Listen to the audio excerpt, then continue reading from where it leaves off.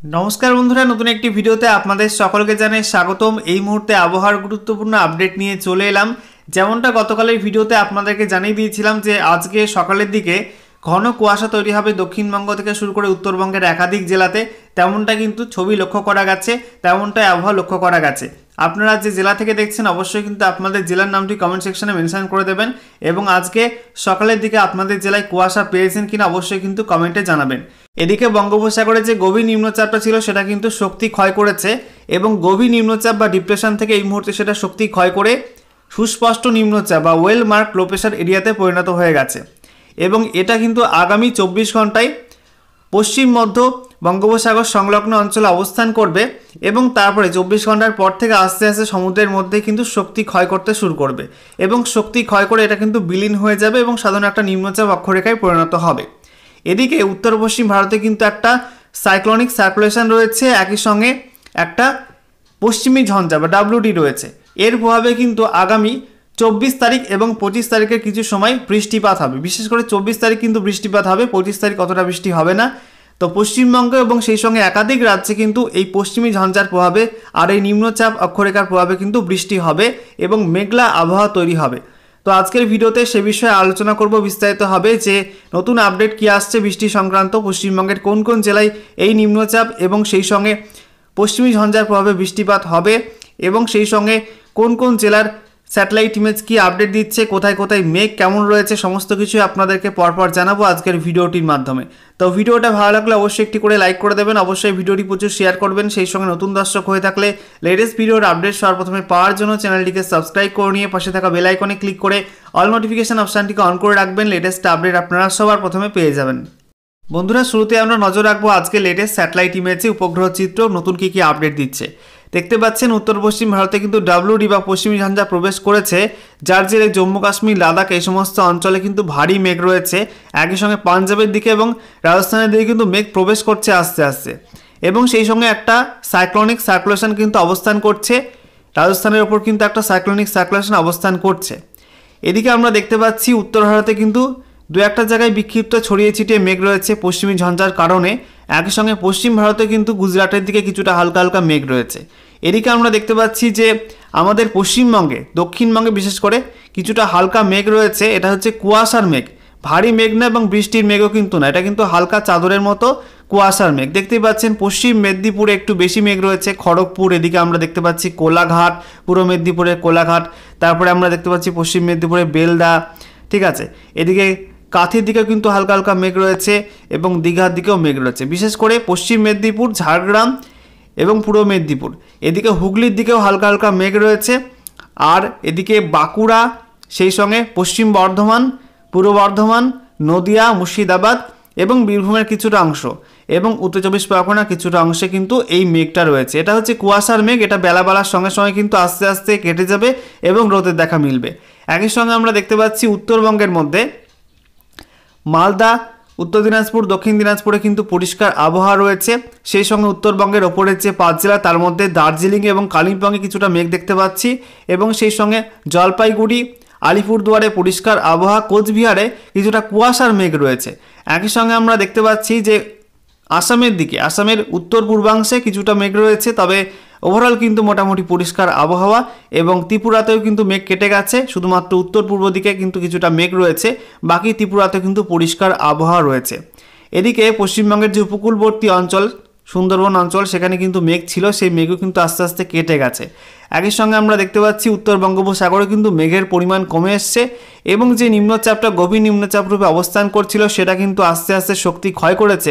দেখতেই পাচ্ছেন যে মেঘের ইন্টেন্সিটি কিন্তু অতটা নেই, মেঘ কিন্তু অনেকটা হালকা হয়ে গেছে এবং আগামী 24 ঘন্টার পর থেকে কিন্তু এটা আরও হালকা হয়ে যাবে, এমনটাই পূর্বাভাস থাকছে।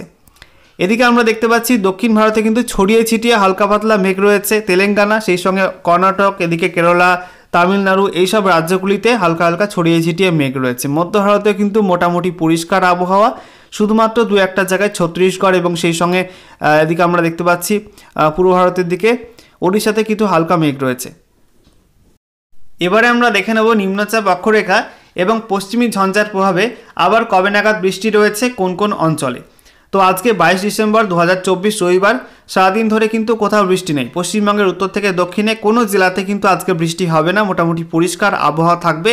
এরপর দেখুন আগামীকাল 23 ডিসেম্বর সোমবার উত্তর পশ্চিম ভারতে কিন্তু একটা পশ্চিমী ঝঞ্ঝা প্রবেশ করছে, যার জেরে উত্তর পশ্চিম ভারত এবং উত্তর ভারতের কিছু রাজ্যে বৃষ্টি বাড়বে। কিছু অঞ্চলে কিন্তু ভারী বৃষ্টি হতে পারে উত্তর পশ্চিম ভারতে। এবং এই যে পশ্চিমী ঝঞ্ঝা তার মেঘের একটা অংশ কিন্তু পূর্ব ভারতের দিকে আসবে এবং তার প্রভাবে আস্তে আস্তে কিন্তু 23 তারিখ থেকে আবহাওয়া পরিবর্তন শুরু হবে। 23 তারিখ রাত থেকে আস্তে আস্তে মেঘ ঢোকা শুরু করবে। এই যে পশ্চিমী ঝঞ্ঝা, একই সঙ্গে আপনারা দেখতে পাচ্ছেন যে উত্তর পশ্চিম ভারতের পশ্চিমী ঝঞ্ঝা আর নিম্নচাপ অক্ষরেখা বঙ্গোপসাগরে, এই দুয়ের প্রভাবে কিন্তু কিছু বৃষ্টিপাত হবে দক্ষিণবঙ্গে, যেটা আপনাদেরকে দেখাবো। দেখতেই পাচ্ছেন যে দক্ষিণবঙ্গে কিন্তু আস্তে আস্তে মেঘ ঢোকা শুরু করবে 23 তারিখ সন্ধ্যার পর থেকে। এটা আমরা দেখতে পাচ্ছি পশ্চিমের জেলাগুলো হয়ে মেঘগুলো কিন্তু পূর্ব দিকে যাবে, তার প্রভাবে প্রথমে পশ্চিমের জেলায় বৃষ্টি হবে, তারপরে আস্তে আস্তে পূর্ব দিকের জেলাগুলোয় বৃষ্টি হবে। এরপর আমরা দেখে নেব যে মধ্যরাতের দিকে অবস্থা কী হবে। মধ্যরাতের দিকে কিন্তু একাধিক জেলাতে বৃষ্টি হতে পারে। বিশেষ করে আমরা দেখতে পাচ্ছি পুরুলিয়া, ঝাড়গ্রাম, পশ্চিম মেদিনীপুর, পূর্ব মেদিনীপুর, দক্ষিণ 24 পরগনা, হাওড়া, কলকাতা, এদিকে হুগলি, উত্তর 24 পরগনা, এই সব জেলাগুলো কিন্তু হালকা বৃষ্টি হবে। উপকূলে একটু বেশি বৃষ্টিপাত হতে পারে এমনটা দেখাচ্ছে। একই সঙ্গে ওড়িশা উপকূলবর্তী অঞ্চল জুড়ে কিন্তু ভারী বৃষ্টিপাতের সম্ভাবনা থাকছে, বিশেষ করে ভুবনেশ্বর, সেই সঙ্গে পুরী, এই সমস্ত অঞ্চলগুলিতে কিন্তু ভারী বৃষ্টিপাতের সম্ভাবনা থাকছে। তবে পশ্চিমবঙ্গে বৃষ্টির পরিমাণ কম থাকবে। এরপর আমরা দেখে নেব যে মঙ্গলবার 24 ডিসেম্বর সকালের দিকে অবস্থা কী হবে। সকালের দিকে কিন্তু হালকা বৃষ্টি হবে। বিশেষ করে আমরা দেখতে পাচ্ছি নদিয়া, এদিকে হুগলি, তারপরে উত্তর 24 পরগনা, দক্ষিণ 24 পরগনা, কলকাতা, হাওড়া, পশ্চিম মেদিনীপুর, পূর্ব মেদিনীপুর, ঝাড়গ্রাম, পুরুলিয়া এবং বাঁকুড়ার কিছু অংশেও কিন্তু হালকা বৃষ্টি হতে পারে।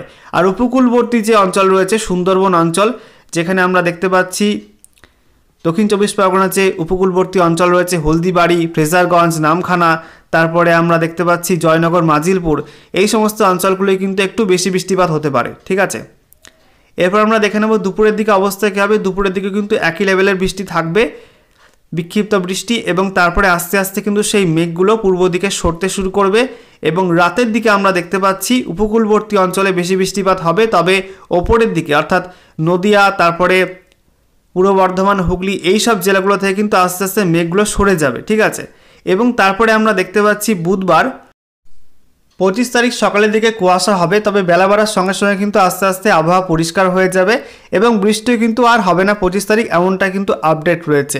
এদিকে 25 তারিখে কিছুটা তুষারপাত হতে পারে দার্জিলিং এবং সংলগ্ন অঞ্চলে, কিন্তু কিছুটা তুষারপাত হতে পারে।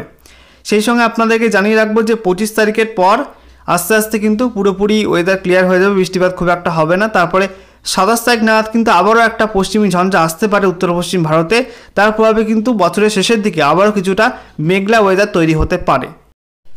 এবার আমরা দেখে নেব আজকে 22 ডিসেম্বর 2024 সকালের দিকে কেন্দ্রীয় আবহাওয়া দপ্তর বা মৌসুম ভবন থেকে যে লেটেস্ট ওয়েদার বুলেটিন জারি করা হয়েছে, সেখানে নতুন কী কী আপডেট দেওয়া হয়েছে।